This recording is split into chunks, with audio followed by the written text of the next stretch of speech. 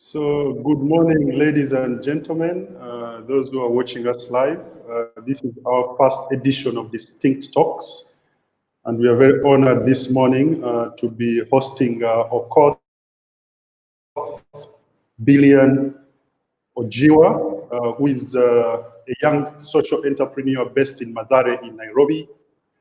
He runs a couple of social enterprises, including Billian Music Family, Ficha Uchi initiative.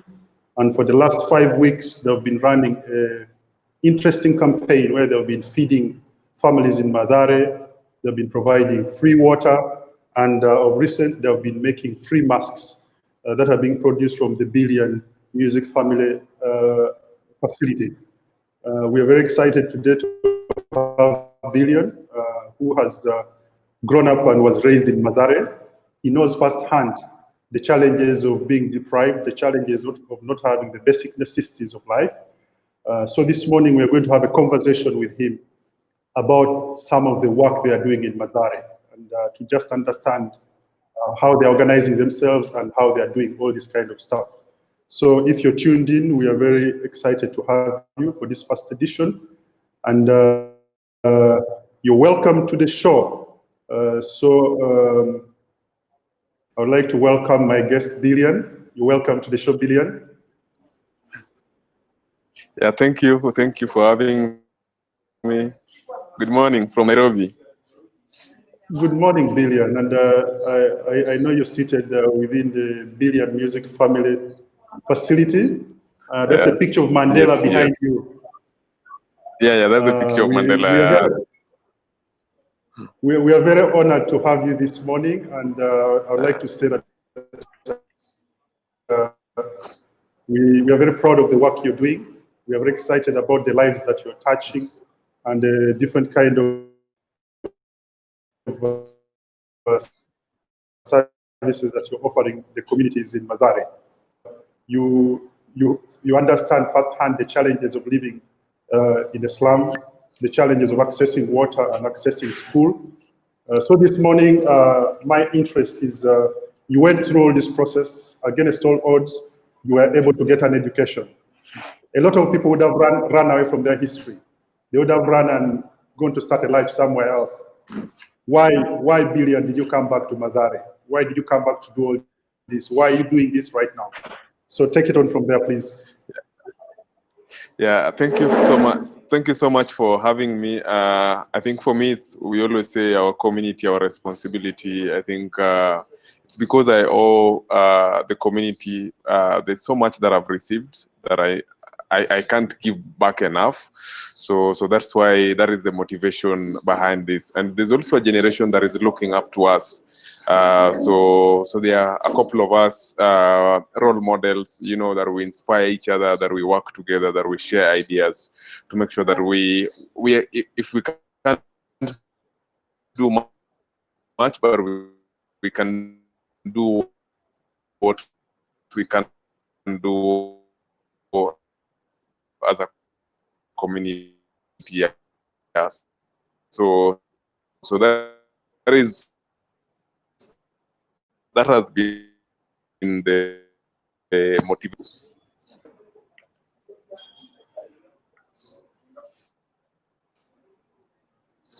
Can you hear me?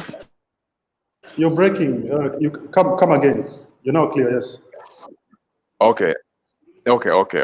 Yeah. So I was just saying that the motivation behind this is our community, our responsibility. There's so much that we've received from the community that that's why we keep going. We keep doing this, and also being able to create role models. When we were growing up, there were no role models, and I believe it's time that we stand with the community, and all we are doing is just to make sure that the generation that is coming after us, and even after that, are in a better position than us. So all we are doing is just to make sure that we uplift our community, because that is our responsibility. It gives us so much, and yeah, that's why. I'm a little bit interested. I know that in the first week when COVID-19 was announced in Nairobi, you were able to supply at least 20,000 liters of water, because they were saying wash your hands. and there was a challenge with water. Yeah. How did that go? Around 50,000 liters. We were doing different villages, and what, you know, when we started, when the first cases were announced, you know, we don't have so much flowing water, running water, and water was a problem. And you know, that was one of the necessities that we needed to curb the COVID-19. So people needed to wash their hands, people needed to be in clean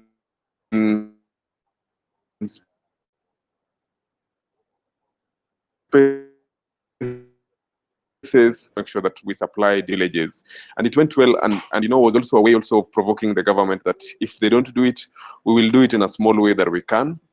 And they came through to help us have water. I think for the 2 weeks there was water. After that, then again we've gone back to normal. Now there's still water challenge. So yeah, so we did that because we understand our community so well, and we knew how much the water meant or means to our people. So yeah. And after that, you moved to the food vouchers. I'm interested, how did this go? I know you've fed close to 800 families. How is the voucher system working in terms of feeding families? I think it is working well. It is working well. We've been able to give around 200 to 250 families every week, and we also wanted to support local economy. We wanted to see how the small businesses around are able to get business running too. So yeah, it's been a journey. When we started, we were just giving the normal way of giving food, but we realized that you know, with the new system where you have to have a social distancing, you have to have many measures in place, the only best way that we could handle it, and also in a dignified way, was to give people vouchers and them to collect food from the local shops. So far we've given around 900 families, and I know it's not much as much, it's not so much, but it's the little we can do. And there are also other organized groups in the community that are doing that. So we are supplementing each other in the small way that we can. So just to keep our community safe. And that's interesting. So where are you raising the money from? Who is giving you the resources to be able to give the food vouchers? Yes. So when we started, yeah, to do that. So when we started was just contributions from different groups that came together. We are different organizations, as you can see in the poster, the 7th Memorial Park, Crime Siopoa, Kenya Unite, Footprints for Change. So we're just different organizations that came together. The first one, we all contributed. Then we realized we could not sustain that, and we needed to involve more other people in an organized way. So we started an Mchanga, a crowdfunding page that helped us to cover 100 families. And yeah, so we had organized groups like Matharians in diaspora organizing themselves and saying, we'll help you support 100 families through our group. We had like Rockefeller Foundation that also came on board. So it's been, you know, when you are organized and people see it's genuine what you're doing, and then they see also the need, they'll always help. The people will always be willing to help, and that is how we structured our campaign. And then where are you getting the human resource? I know that this involves a lot of movement. It involves a lot of meeting families, distributions, registering people's names, and making sure that the right people get the opportunity to benefit. How have you organized your team around this process to be able to make sure that the right people benefit from this process? So yeah, so we are working closely with the different community health volunteers from the community. So that was our first resource that was really crucial, because they help us identify the families. You know, you can be supporting and supporting the wrong people, and with them on board, we were sure we are going to get the right people, And then we got volunteers from the community, young people, and even my friends that are coming to help us do the verification, help us when we are doing the distribution, to work on the vouchers. We have an organized team here at the center that we know every Saturday we are doing 200, 500 or 300 families, and they make sure that everything is in place, the right families, the right shops. So I think for us it's just been being organized. Now, my other interest is the face masks. You've been making some face masks. You've made over 500, and you're giving them out for free within Mathare. 5,000. My interest, 5,000. You made over 5,000 masks. Yes. My interest is, yes, how do you make them? Because I know they are sold. You have a couple of volunteers who come at the center to be able to help you. Tell me about the face masks. Yeah, the face mask is a long story. When we were giving food, you know, people were being caned in the community because they didn't have the face masks. So there was a lot of police harassment, and sometimes we would ask people to help us donate, give us a few masks that we could give to the community. So whenever we ask for 100, we will get 10, 20, or 30, which was less. And you know, at the center we have our tailoring program. So what we did is just we talked to the women that we've been working with in the tailoring program, and then we brought them on board. And so every day we would just work on the materials. We worked on the stuff that they needed to make the masks. Then the rest they picked from there, and we were giving them something small. But at the end of the day, even them, they knew deep inside their heart that they are doing this for the community. All of us were doing this so that we keep our community safe. So that's how we managed to make over 5,000 masks in three weeks. The mask, are you giving it to random people? Are you giving it to families? Or who is benefiting from the 5,000 masks within Mathare? So you know, even before we started giving the masks, there were organized groups that were giving masks. My brothers from Mathare Roots youth group were giving masks.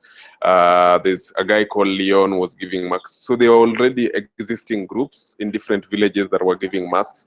So we just wanted to see how we can complement what they were doing, because this was a need, and collectively our goal was to make sure that the community is safe. So since we had the resources, since we had already that program within the system, so our work was just to make, then we share with the different groups. Unless the days that we were giving food, that's when we would make sure that every person that is receiving food is also receiving a face mask. So it's been easy because we don't have to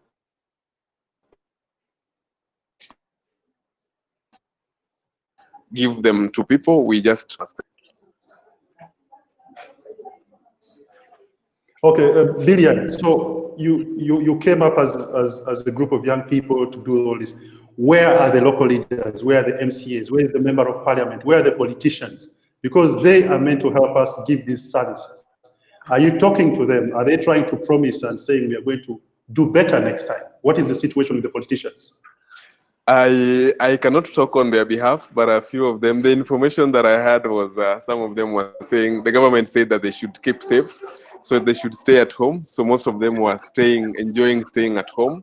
So basically that is the information we had. I've seen a couple of also MCAs coming also on board.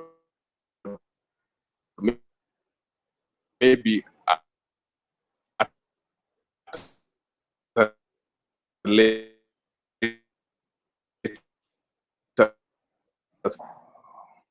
stage,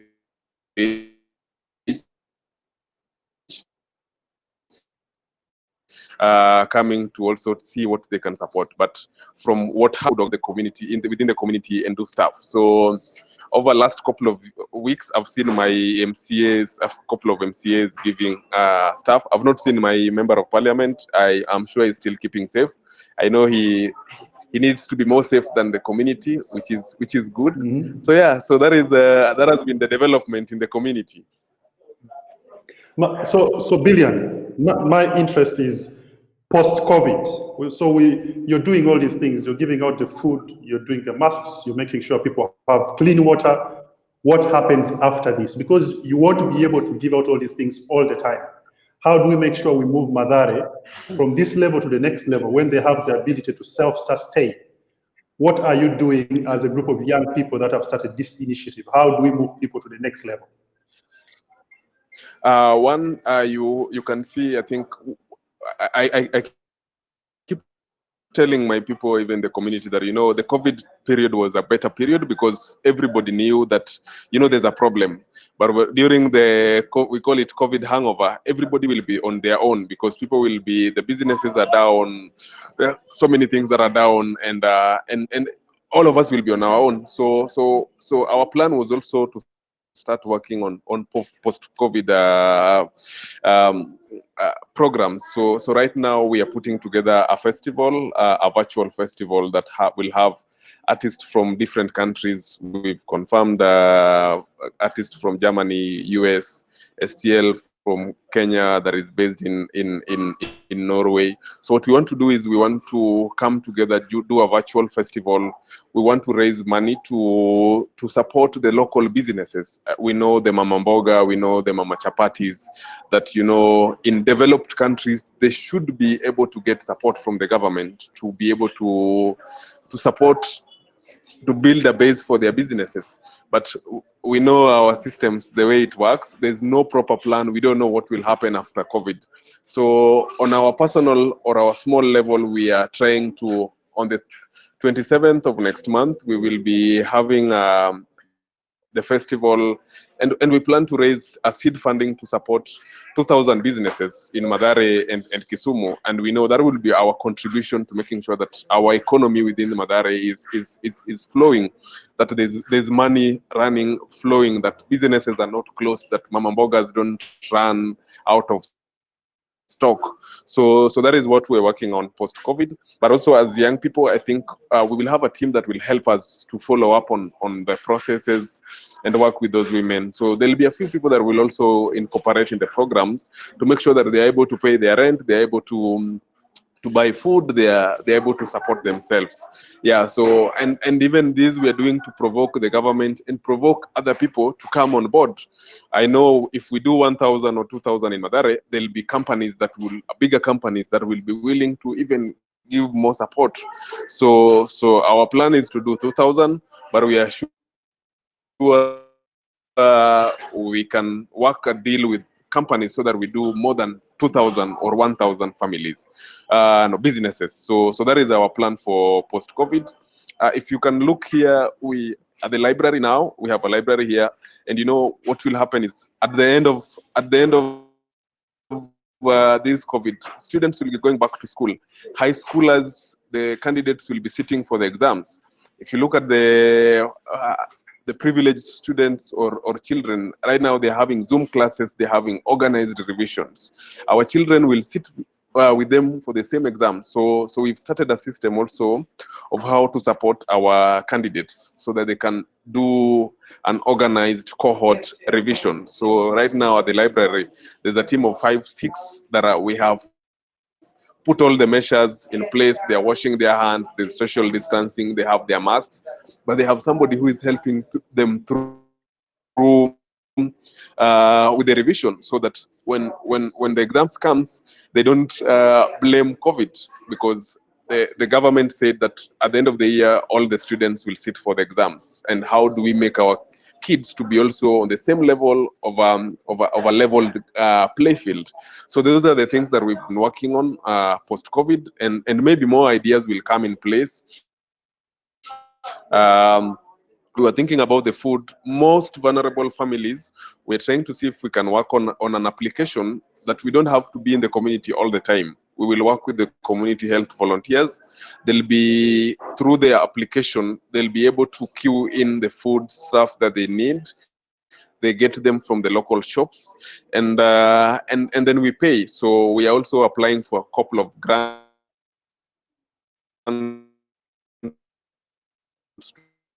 to see if they are able to still get support. We don't want to make it open, because when things are coming for free, people tend to be lazy. So we also compete. Well, we are less privileged, but you know, how we work on ourselves to be stable enough to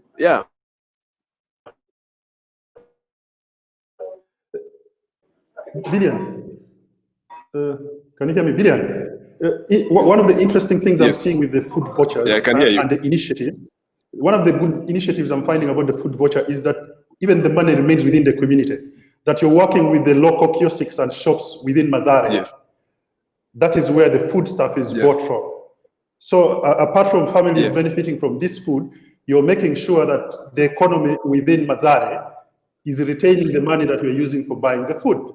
And I think that is an amazing idea. But let's move back a little bit. I like the idea also that you've started a library. You're trying to make sure that the kids in Mathare slum are able to catch up with the rest of the country. How are you dealing with who is helping you in terms of, do you have volunteers who are coming to help them revise? How did you populate this library? Who supported you in this process?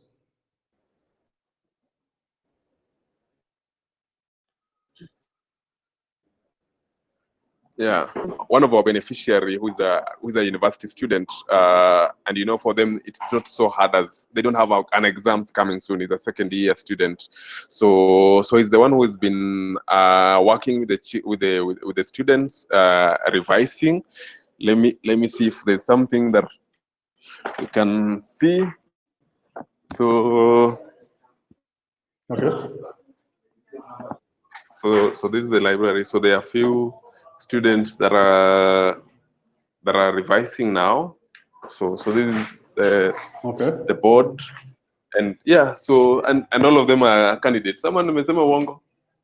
Yeah, and I hope they are ready for the exam. So all of them have masks and just trying to make sure that they're able to catch up on a few things. Yeah, as we try to stabilize as a country. So yeah, so we have a volunteer who is a beneficiary of the program, and he commits, he understands the matter at hand right now. He knows how the exams can be and how, if you are not so prepared, it can be. And you know, this is the generation that will take care of our children. So if we don't support them, then you know, we are leaving our children in the wrong hands. Our children will grow up in Mathare, our grandchildren will grow up in Mathare, and yeah, so we have to make sure that every generation have been equipped well to take care of the coming generations. And that's amazing, because every generation must make sure they leave the world a better place. That's one of the things that you're doing very well in Mathare.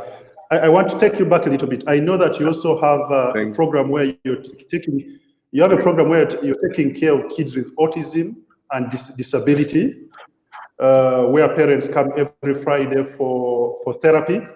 How has the COVID situation affected that? How has the COVID situation affected that? Because they know that you're working in the field, you have to get out. Are you still being able to have volunteers to come and do the therapy for those kids? Unfortunately, I think that is one of the programs that have been messed a lot with the COVID-19, because if you look, they are most vulnerable. Their immune system is so down. So we realized that we could not risk bringing people in to be with them. So what we did is every week we support their families with food and stuff that we can at the center. But also our team at the center here did a virtual video that we share, do that on their own at home, and because I think they give more care to the children. Following the follow-up, I think some of the steps that we did, there were kids that were able to walk, there were kids that were able to start speaking, they were able to stand. So that has brought us back now, and I think what we say is the most important is life. If they're alive, we will still pick up once things settles. Yeah, so we shared with them a couple of videos that we recorded on how to do the massage on their own on how the massages to just it's going as we try to monitor the situation. So that is one of our programs that have been really hard hit by the COVID-19. Billian, as we wrap up, going forward, your message to the leaders, your message to the politician, your message to all these people that want to do something, they don't know how to start. What is your message to everyone who is watching us? I think the message to everyone, I think even the politicians, I remember there's a day I was called by one of the police officers and they were saying, you know, there's a politician that called in and said that I'm giving people food, that I am supported by UN, like so many theories.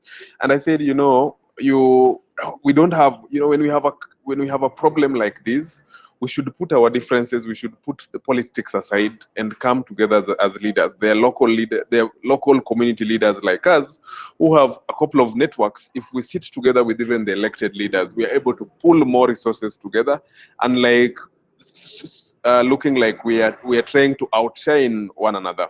So my advice to the leaders, this is a big problem. I hope you understand the intensity of this problem.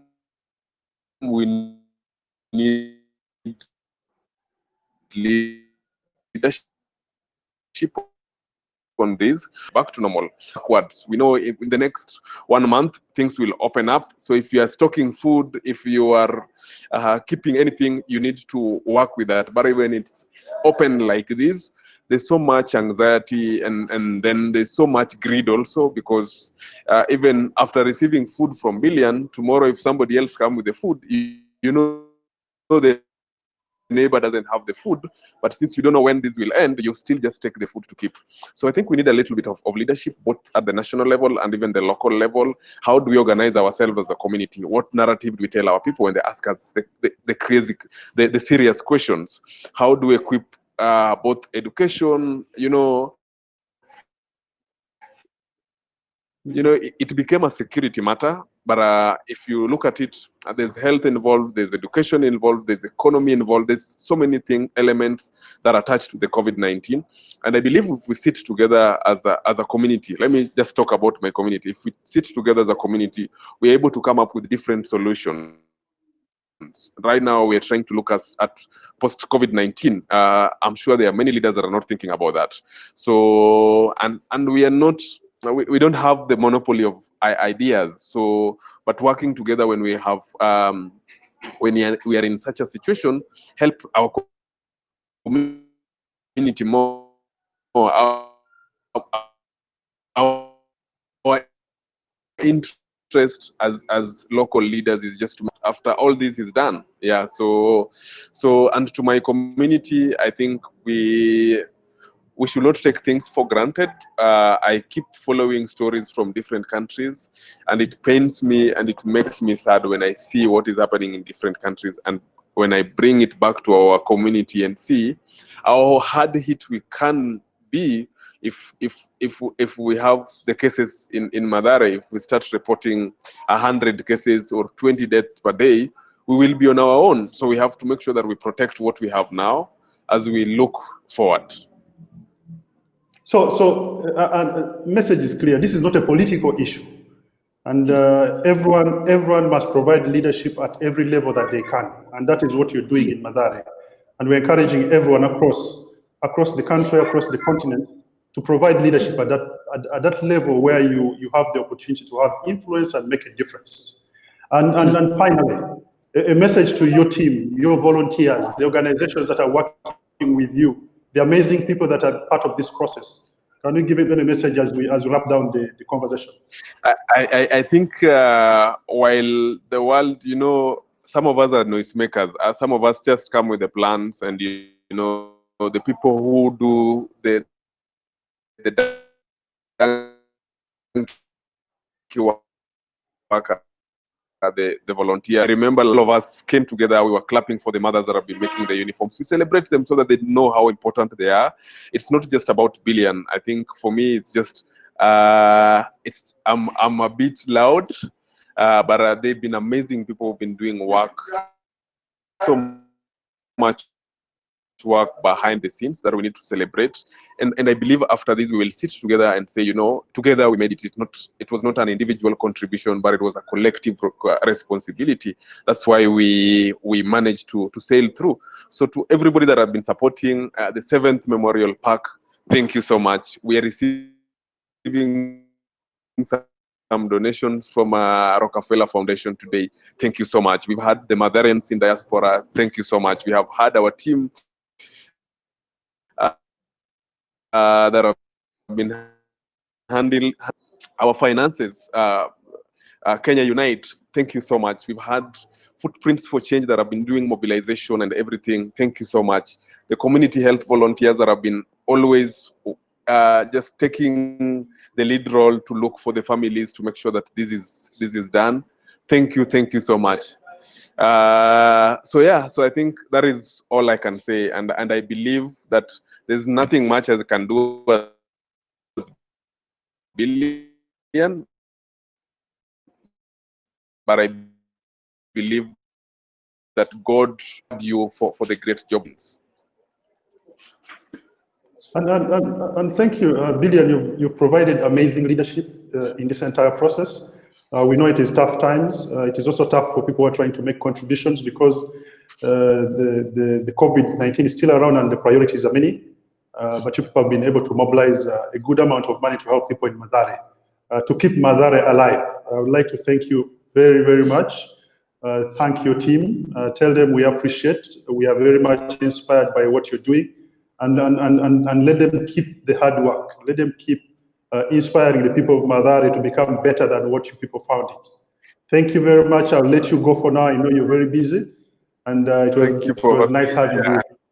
It was a great platform, and I'm sure inspiring to many young people. Yeah, I'm looking forward to watching more amazing stories. And you know, we learn from each other. So I'm looking forward for the next story so that I can learn from other people too. Thank you for having me. Thank you very much, Billian. Have a nice day. Okay, you too have a nice day.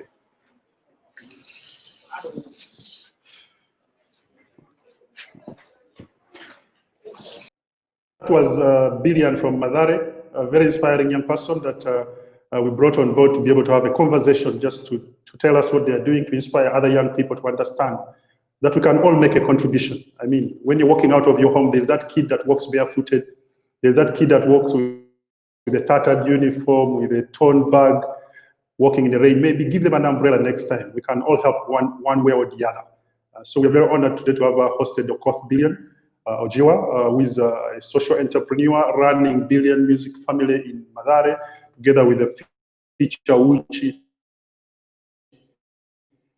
initiative, where they're providing uniform, kids, shoes, and now they've provided over 50,000 liters of water during the COVID situation. They provided over 5,000 masks, and they have fed over 800 families. And those who want to contribute to them, feel free to give them contributions starting from 500 shillings, which is $5, about 16,000 Ugandan shillings, about 12,000 Tanzanian shillings to support a family during this process. I would like to thank you all very much for following the first edition of Distinct Talks. If you know any young person, any young lady or man who is doing an amazing job and you'd like us to share their story here, please inbox us, get in touch, and let's see how to bring them on board to be able to inspire more young people to help. It's the COVID situation. We all need to help each other. We need to get back to the Ubuntu roots. And also remember, wash your hands, sanitize your hands, stay home if you're not feeling well, and make sure when you're coughing, use your elbow. Take care, all of you. Thank you all very much. And please inbox us for comments about the show. Tell us what you think. If there are any additions you want, any people you want to listen to, please tell us. Thank you all very much for tuning in, and I wish you all a splendid day. Thank you very much, and it was nice talking to all of you. Goodbye.